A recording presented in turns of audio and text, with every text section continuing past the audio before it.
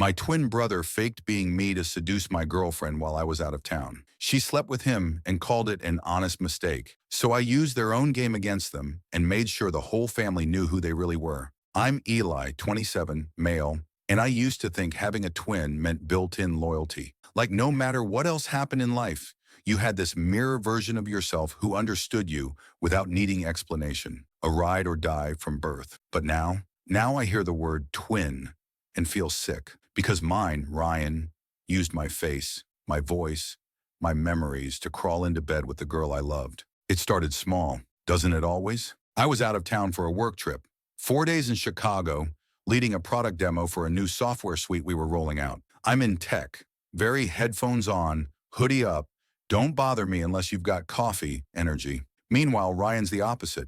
He's charming, theatrical, a bartender/actor with a part-time gig doing escape room experiences. We're not just different personalities, we're on different planets. But to people who don't know us well, we're interchangeable. We look exactly alike. Same jawline, same crooked smile, even the same nervous twitch in our left eye when we're tired. Our mom used to mix us up even in high school. And my girlfriend, Marissa, 26 female, she knew the difference. At least, I thought she did. We'd been together almost 3 years. The kind of love where everything's inside jokes and shared playlists and falling asleep mid-conversation because being around them feels that safe. We'd been talking about moving in together soon. I'd even started saving for a ring, stashed in a dumb little online folder titled If She Says Yes, filled with screenshots of antique cuts she'd posted to her Pinterest. Real adult stuff. Marissa and Ryan had never been particularly close, but they got along, which I liked. Ryan can be a lot, always cracking jokes, pushing boundaries, but he was charming in small doses. He'd come to our game nights, crashed 1 or 2 house parties, and I figured that was it. Until Chicago. While I was gone, he came by my apartment to drop off something. He claimed it was my charger. Marissa let him in. That part's true. He had a key from when we shared a place years ago, and I never got around to changing the lock. That's on me. What I didn't know is he stayed for dinner, then a movie. Then he told her I'd changed my flight and surprised her the next morning in bed. She believed it, or maybe she didn't, and just wanted to. I don't know anymore. What I do know is this. I came back Sunday evening, tired and happy, expecting takeout and a night curled up watching bad reality TV. Instead, I walked in to find her face pale as a ghost, eyes wide like a deer in headlights. And Ryan? He texted me 2 hours later. We need to talk. It's not what you think. That was a lie. The worst part? When I confronted Marissa, shaking and stunned, she said, and I'll never forget this, it was an honest mistake. I thought it was you. She thought it was me. That sentence broke something inside me, like a bone cracking too deep to heal clean. I didn't scream, didn't throw anything. I just stood there staring at her, trying to process what the hell I was even hearing. An honest mistake? Like mistaking salt for sugar? Like tripping over a rug? She sat on the edge of the couch, blanket half sliding off her shoulders, and wouldn't meet my eyes. Her fingers were shaking, and I could hear this pathetic little tremble in her voice when she said, he came in and kissed me like you always do. He smelled like your cologne. He said the same things you say. I wanted to believe she was in shock, that she'd been drugged or manipulated or something, because the alternative was worse, that somewhere in her brain she knew, and she let it happen anyway. I sat down across from her. That tiny IKEA coffee table between us suddenly felt like a canyon. Marissa, I said slowly, my voice weirdly calm, you're telling me he showed up, impersonated me, and you didn't figure it out until after you slept with him? Silence. Then, I figured it out halfway through. She whispered it like it would make it better. I laughed. I actually laughed. This broken, humorless sound that came from somewhere deep and bitter in my chest. So you found out it wasn't me and just kept going? She covered her face with her hands. I didn't know how to stop. I stood up so fast the chair legs screeched against the hardwood. You didn't know how to stop, I repeated, louder this time. You knew it was my twin brother, not me. And your solution was to finish? Her tears came fast then. Real ones. Ugly ones. I messed up, Eli. I messed up so bad. I was scared and confused, and he was already there, and I thought if I just... No, I said, backing away. You don't get to spin this like it was some panic response. You cheated with my own flesh and blood, and you're sitting here acting like it was a scheduling error. I left. I grabbed my bag and I walked out of that apartment so fast I left my laptop and toothbrush behind. Called my buddy Marcus and crashed on his couch that night. I didn't even cry, just sat in the dark, thinking about how long Ryan had probably been planning this. How many times he'd been around Marissa. How many texts, flirtations, inside jokes had I missed. Ryan texted again the next morning. You weren't treating her right.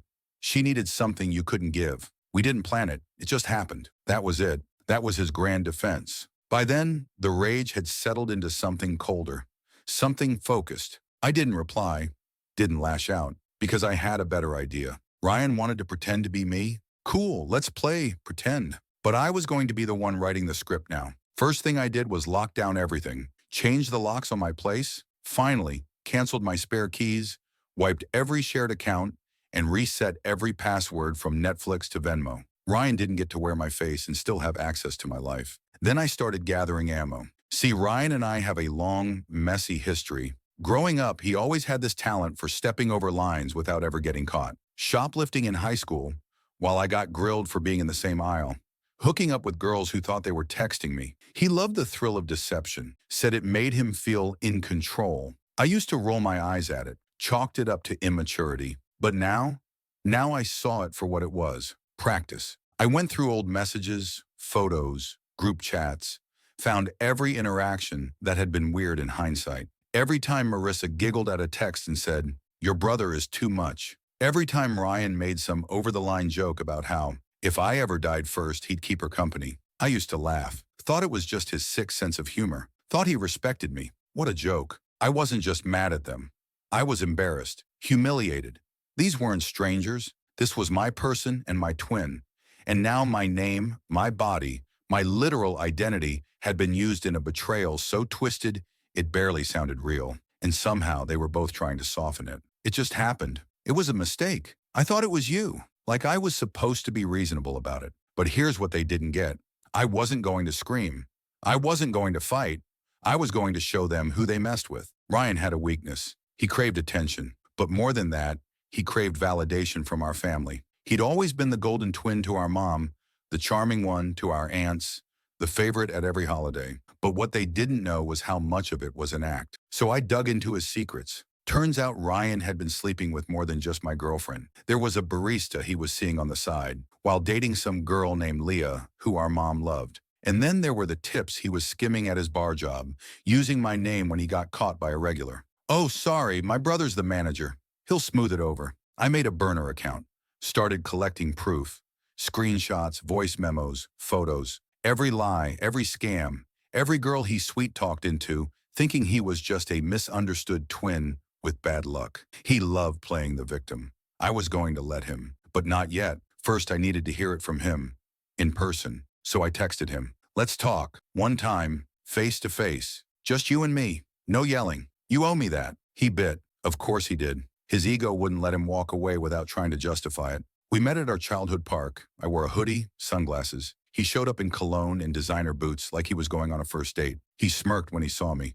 Eli, man, look, it's complicated. I let him talk, let him say everything, and I recorded every word. He said the words like he was reading from a script he'd rehearsed in front of a mirror. It wasn't personal, he told me.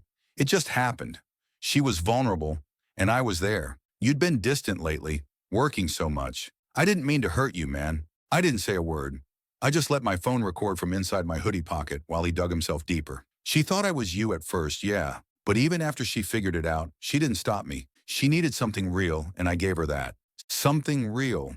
That's when my fingers clenched, because this wasn't guilt. This wasn't a guy who made a mistake and felt remorse. This was a man gloating, painting himself as some romantic savior in a twisted little love story where betrayal was noble. I nodded like I understood, like maybe, just maybe, I could see where he was coming from. He relaxed, laughed a little, even patted my shoulder like we were reconciling. And when I left, I told him, thanks for being honest. What I meant was, thanks for giving me everything I need. That night, I posted the audio. I made a private video, narrated it myself, edited together the voice clips with screenshots, text messages from Ryan, photos of him and Marissa at my place while I was gone. Her dumbass excuse about not realizing it wasn't me. I layered in pictures of us as kids.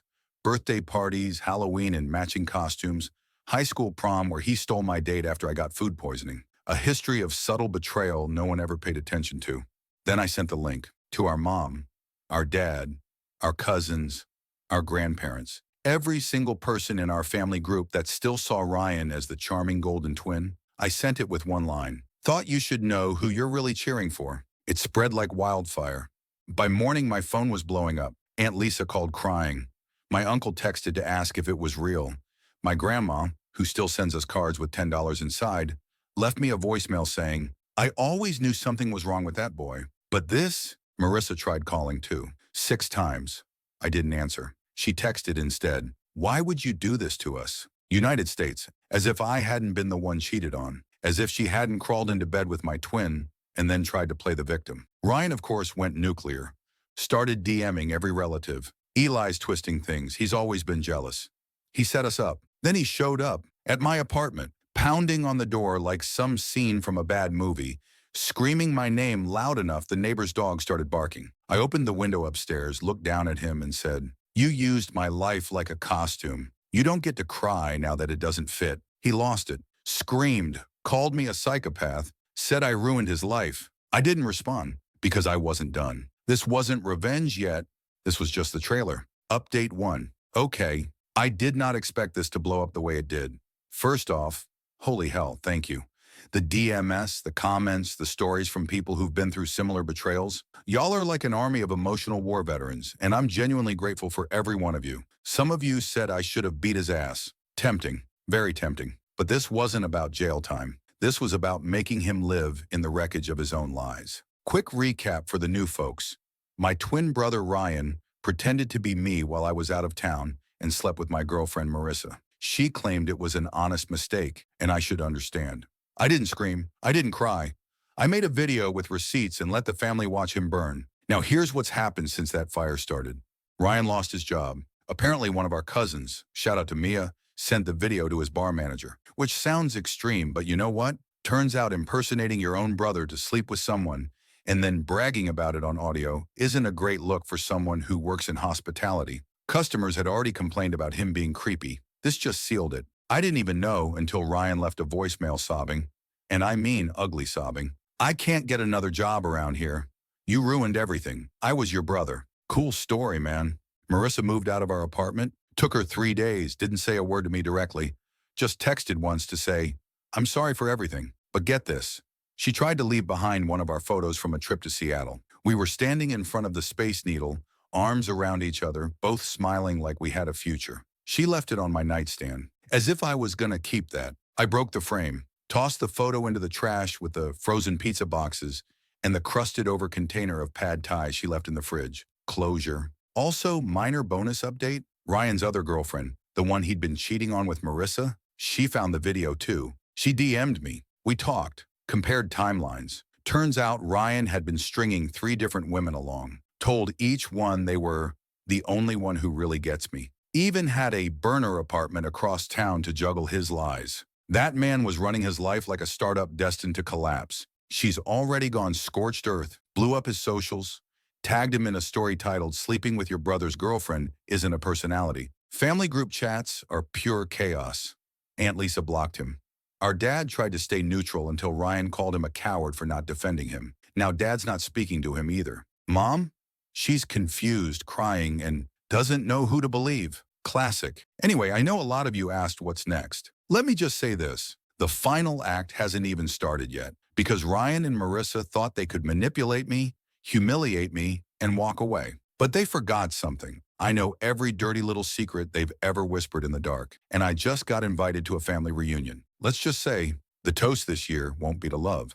Stay tuned. The reunion was at our Aunt Vicky's lake house.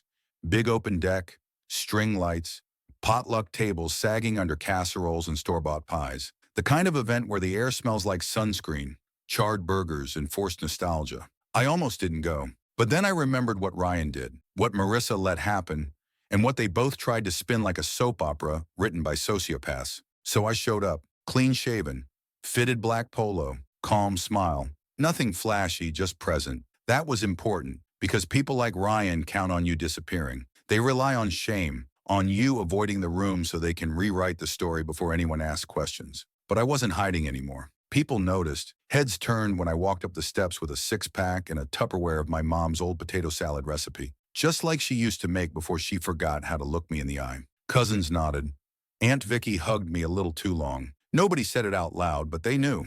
Ryan wasn't there, yet, but Marissa was. She was standing near the dock in a white sundress, drink in hand, sunglasses pushed up like she thought she was invisible. She saw me and froze. One of those long, awkward pauses where you see the brain scramble for a script. She gave this tiny wave like we were still friends. I ignored it. 20 minutes later, Ryan showed up, wearing a shirt I left at our mom's house years ago. Like that would soften the blow. He walked in like nothing was wrong, like we hadn't torn our lives apart over what he did. People whispered. Some aunts pulled their kids a little closer. No one rushed to greet him. I waited until the sun started dipping low, just enough golden hour left to catch every facial twitch in high def. Then I stood up. "Hey everyone," I said, tapping my fork to my glass. "Can I say a few words?" The group fell quiet. Some nodded. Ryan stiffened. Marissa took a step back. "I just wanted to thank you all for being here," I started, voice steady.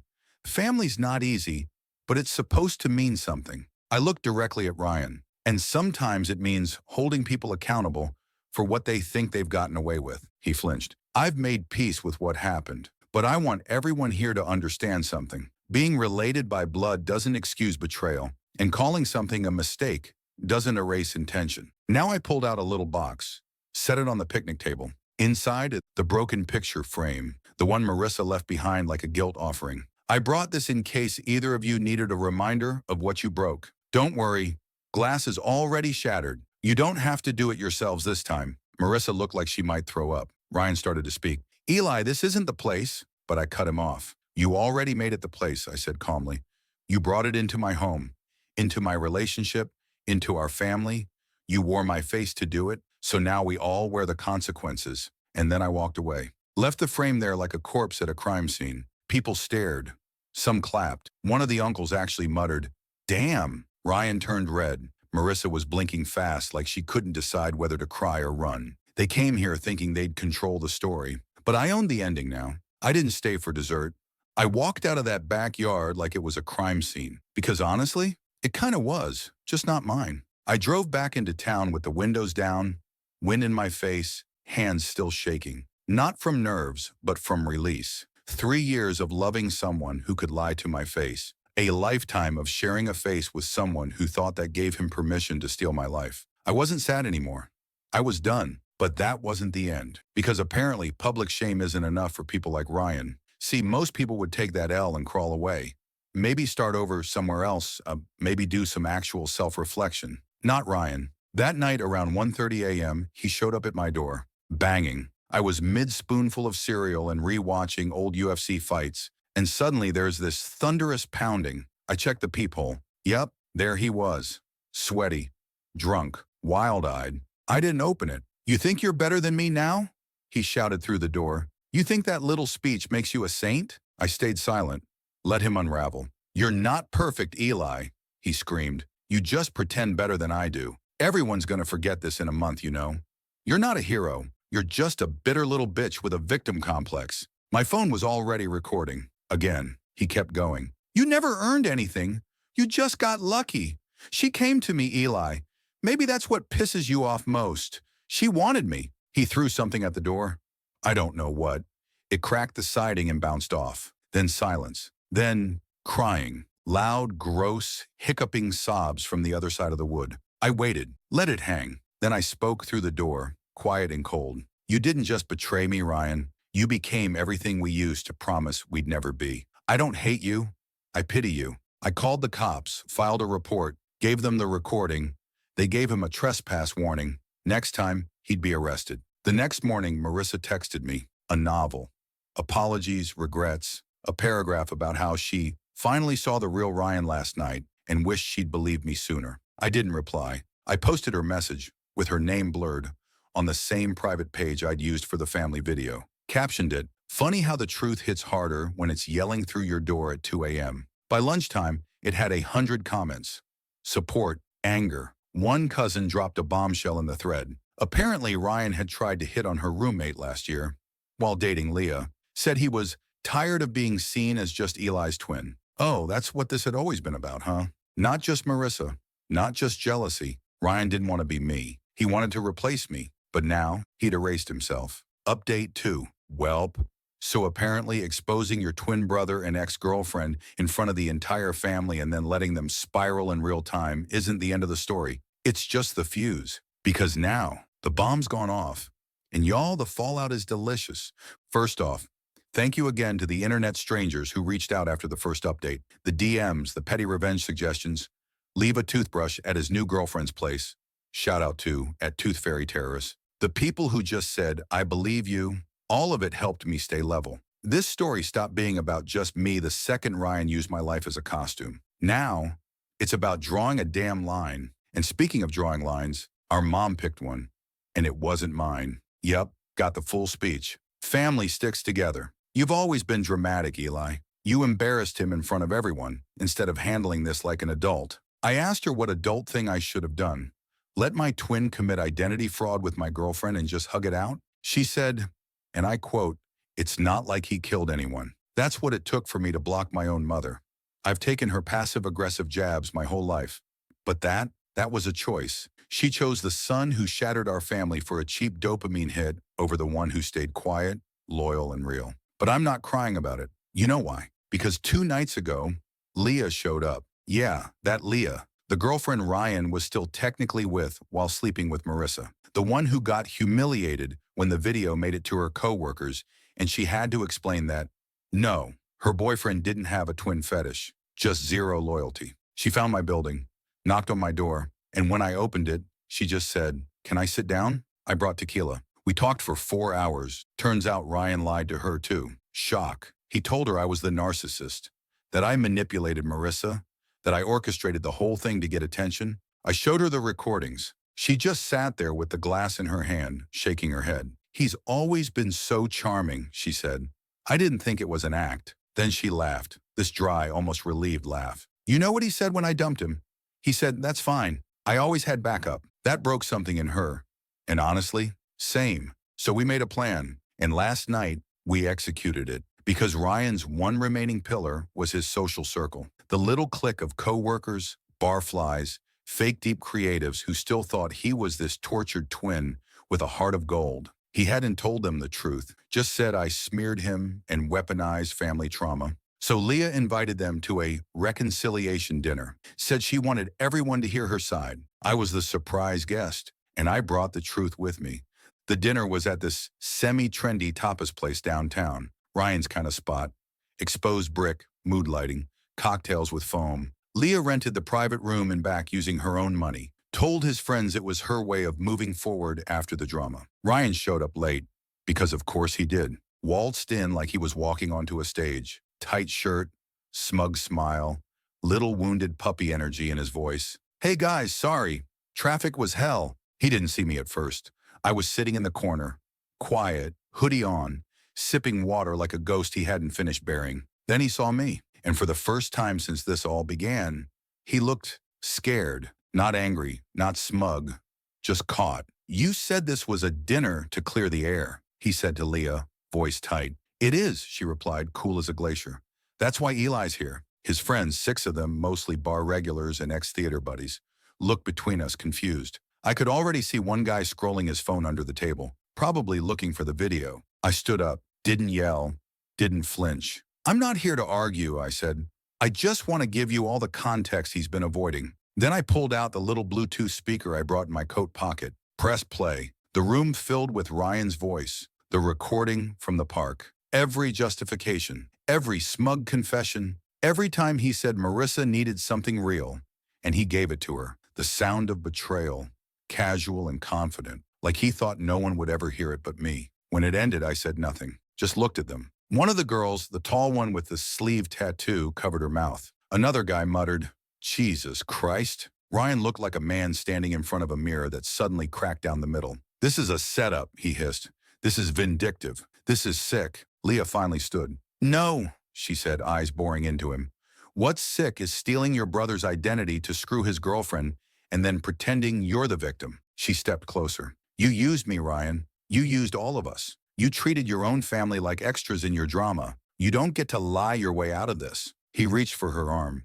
She stepped back, so I added the last nail. You want to talk about setups? I said, pulling out one more printout from my jacket, a receipt from a prepaid storage unit under my name. I'd found it on my credit report 2 weeks earlier. Ryan had been using it to stash clothes, notes, and, get this, a journal where he'd been practicing handwriting like mine, mimicking my signature, perfecting it. Guess you were planning a sequel, I said. That's when he snapped, grabbed the speaker, threw it across the room. It shattered against the brick with a bang. He screamed, this raw, unhinged sound, and tried to flip the table, but the manager was already in the room. They dragged him out while he was still yelling. You think this makes you better than me, Eli? You've always wanted to be me. I looked at Leah. She whispered. He finally said it. Ryan got banned from the restaurant, and every single one of his friends walked out in silence. Not with him, with us. 3 weeks later, and the silence is deafening. Not from me. God, no. I've been living louder than ever. I mean, from Ryan, the guy who never shut up, who used to dominate every room, every group chat, every holiday dinner with stories about the time I almost got cast in that Netflix show. He's gone radio silent. No more calls. No DMS. Not even a vague subtweet. Just disappeared. Word got around fast. The bar dropped him permanently. Apparently one of the staff recognized his voice from the speaker recording, said it made their skin crawl. His crew iced him out. Half of them posted that they don't condone manipulative behavior on Instagram, with passive-aggressive photos of them clinking glasses at brunch without him. Marissa, she moved to Portland, dead serious. Her cousin told a mutual friend she needed to reset somewhere with better energy. You know, the kind of energy where no one knows you slept with your boyfriend's twin by pretending it was somehow noble. Good luck with that, babe. As for me, I moved out of that apartment, got a new place. Smaller, but it's mine. No memories in the walls. No ghostly shadows where my trust used to live. Leah and I still talk. Not romantically. Too much wreckage in both our rear views. But there's something healing about having someone who gets it. We send each other memes. Shared an Uber to a cousin's birthday last weekend. She said Ryan texted her a single word last week. Sorry. She didn't respond. Just blocked him. Good. I started seeing someone new casually. Nothing serious. We met at a bookstore. She recommended a novel I actually liked. She doesn't know the whole story yet, just the outline. But she smiled when I said, I've had some complicated family stuff. And that's the thing. This story used to be my wound. Now it's just my scar. Still there. Still a part of me, but no longer bleeding. Ryan thought he was the main character. Marissa thought love was a vibe you could swap like an outfit. They both played games with my life, my identity, my trust. And I didn't just survive it, I exposed it. Because in the end, revenge wasn't about destroying them. It was about reclaiming me. And when people look back on this story, they won't remember the cheater or the con artist. They'll remember the brother who burned the mask and walked out of the fire still himself. Stronger, smarter, unshakably real. I don't need to be perfect. I just need to be me. And that's more than they'll ever have.